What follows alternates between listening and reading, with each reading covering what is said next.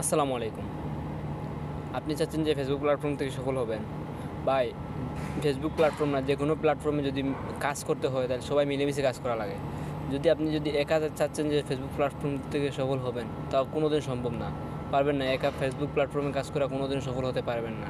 এজন্য যদি সফল হতে চান, এজন্য দরকার সবার ভালোবাসা, সবার সাথে মিলে একসাথে কাজ করা, একসাথে সবার দিকে এগিয়ে যাওয়া।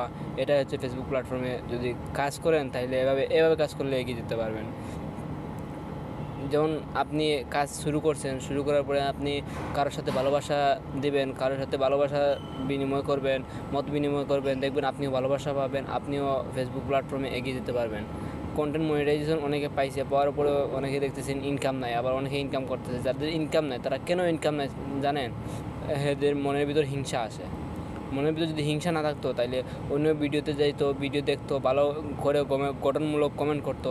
এবং সেই যদি গঠনমূলক কমেন্ট করেছে, অন্য একজনে হয়তো দেখে কমেন্টগুলো দেখে এসে আপনার প্রোফাইলে ঢুইকা আপনার ভালোবাসা দিব, আপনার সাপোর্ট করব।